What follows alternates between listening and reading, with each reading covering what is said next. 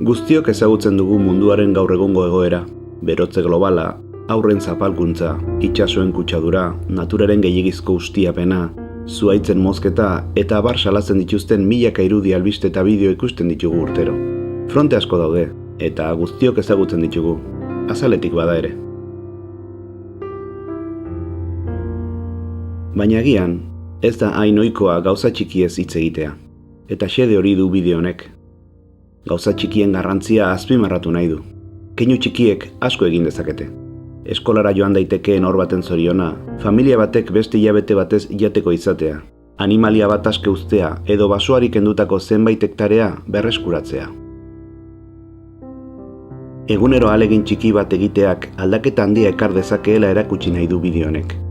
Eta horretarako, gako batzuk eman nahi ditu. Zu izan zaitezke aldaketa horren protagonista.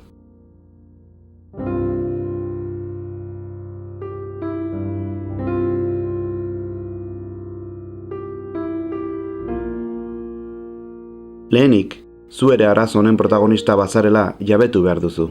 Zuk ere parte hartzen duzu, eta ziurrenik ez zara jabetzen zenbateraino hartzen duzun parte.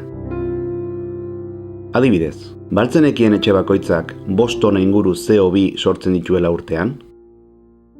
Eta marka nagusietako arropa erosten duzunean, haurren lanean eta pobrezian oinarritzen diren haiei diru gehiago ematen diezu, beren etekinak handituz. Sakelako telefonoa beharrik izan gabe aldatzen dugunean, haurrak koltana erauzteko meategietan lan egitera bultzatzen ditugu. Marka nagusietako edota kostu oso txikiko produktuak erosten dituzunean, esklabotza lana eta CO2aren igorpen izugarri handiak bultzatzen ari zara kasu gehienetan.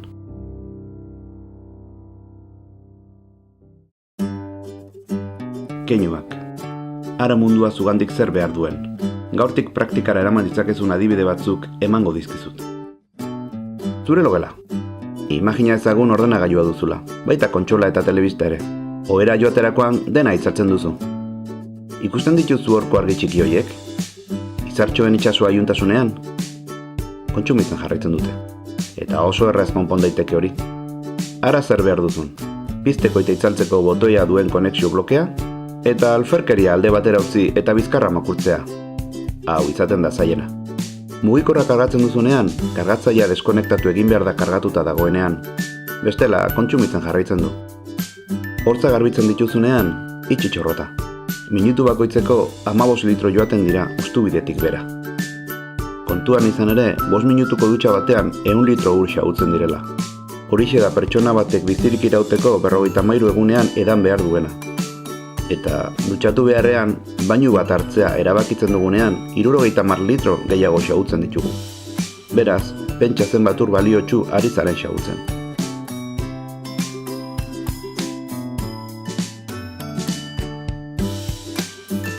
Temperatura gradu bat jaitsita, 300 kilo CO2 gutxiago igortzen duzu urtean. Hotz bazara, hobe duzu zerbait janztea berogailua jartzea baino. Eta pizten baduzu, ondo sentitzeko nahikoa duzuna baino gehiago ez igo. Eta ez egon bainu jantzian eta kamiseta bakarrik duzula soinean. Kolore eta antzia hauek ezagutuko dituzu. Birziklatzea funtseskoa dela gogorarazi nahi dizut. Ondo egitea oso da onuragarri. Datu bat, latorrizko ontzi bat birziklatuz, gero, 190 murriztuko da beste bat egiteko behar den energia. Adibideak baino ez dira, oso txikiak. Baina orain arte ikusitakoarekin soilik, modu nabarmenean murriztuko zenituzke urtero igortzen duzun CO2 eta ur eta energia gastua. Bat ere zailak ez diren ohitura txiki horiek hartuta, zenbait tonatan murriztuko duzu zure kontsumoa. Ez zaizu nahikoa iruditzen? Eta gehiago egingo bazenu?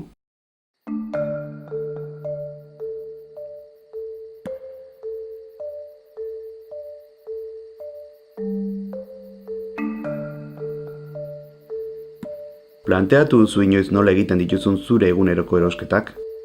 Zeri ematen diozu lehentasuna? Zergatik erosten duzu gauza bat eta ez bestea?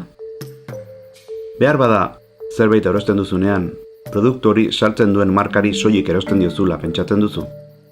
Katea biok osatzen duzuela. Bada ez. Tartean, bitartekari asko daude. Eta okerrena zera da, kate horretan irabaziak nola banatzen diren. bidezko merkataritzaren koordinakundeak adibide on bat ematen digu. Txokolate tableta batzuekin. Ontzak erabiliz, katearen alde bakoitzak zer zati eramaten duen azaltzen du. Txokolatea erosten duzun supermerkatuak 22 ontza inguru jango lituzke. Garraiorako, ekoizpenerako, marketingerako eta bestelako tasetarako 28 ontza beharko genituzke. Eta katea hasi zuen nekazariak 2 ontza besterik ez lituzke jango. Lehen gaia eskaintzen duenak, hain zuzen. Ez dirudi oso bidezkoa. Jantziak. Merkatua hainbeste mugitzen duen eta hainbeste atsegin dugun hori. Modan egotea, gizarte maila markatzen du. Hala ere, glamur hori asko desagertzen da, jantzita daramatzazun arropa asko nola ekoizten diren jakiterakoan. Oraintxe soinean daramazuna gehiegizko esplotazioa jasaten duen norbaitek ekoiztuko zuen ziurrenik, eta CO2-ren igorpena oso handia izango zen. Adibide bat. Etiketa espainiarra duen jantzi batek honako prozesua jarraitu ahal izan du. Kotoia Indian erosi, Turkian irun eta Bangladesen ehundu da. Oiala Italian estanpatuko zen, Poloniako eta Txinako kolore gaiak erabiliz. Jantziaren azpikoa Suitzakoa da, eta azkenik Espainian paketatu da.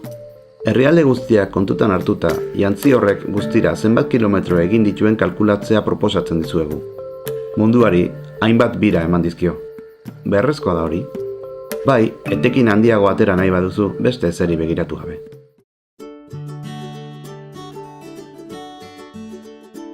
Bidezko merkataritza alternatibo bat da, hainbat GKek, nazio batuen erakundeak eta mugimendu sozial eta politiko ezberdinak sustatutakoa. Harreman voluntarioa bultzatzen du ekoizleen eta kontsumitzaileen artean. Harreman zuzenagoa. Gogoan duzu ekoizten denetik erosten duzun arte produktu batek egiten duen bidea? Bidezko merkataritzak murriztu egiten du kate hori, eta askoz ere orek handiagoz banatzen du produktu horrek sortzen duen etekina, menperatzaile menperatu erlaziorik sortu gabe. Horrelako produktuak ahalik eta gehien kontsumitzen badituzu, produktu horiek ekoizten dituzten pertsonek merezi dutena jasotzen dutela ziurtatzen duzu. Bidezko merkataritzako produktuek bidezko merkataritzaren zigiluak eramaten dituzte. Horrelako zigilua duen produkturen bat ikusten baduzu, zure dirua ondo banatuko dela jakingo duzu. Honelako zerbait pentsatzeko tentazioa izan dezakezu. Baina zertarako balio du? Guztiok batera egin beharko genuke. Nik bakarrik zer egin dezaket? Gutxi batzuei lagunduta konpontzen alda arazoa? Orain, ekarri gogora asko maite duzu norbaiten aurpegia. Imaginatu barrez ari dela. Hori lortuko duzu. Ez dira zenbakiak edo estadistikak. Benetako pertsonak dira. Benetako arazoak dituzten pertsonak. Eta pertsona bati bere lanaren truke merezi duena jasotzen laguntzea nahiko ez bada, zer da orduan nahikoa? Inori ez zaio ondo iruditzen munduan gertatzen ari dena. Inork ez ditu ikusi nahi haurrak osez, emakumeak zapalduta, eta egunero ordu asko lan egin arren, bizirauteko arazoak dituzten familiak. Baina egia esan, guk geuk aktiboki hartzen dugu parte egoera hori alda ez dadin. Kontsumitzeko gure moduaren, irensteko gure moduaren bitartez. Bideo honetan, izurri global horren aurka borrokatzeko pertsona guztiok eskura ditugun tresna batzuk azaldu dizkizugu. Badakizu nondik hasi behar duzun. Harriz harri, adreiluz adreilu, pausoz pauso. Egoera hori aldatu behar dugu. Guztion esku dago. Hasi zeureganik.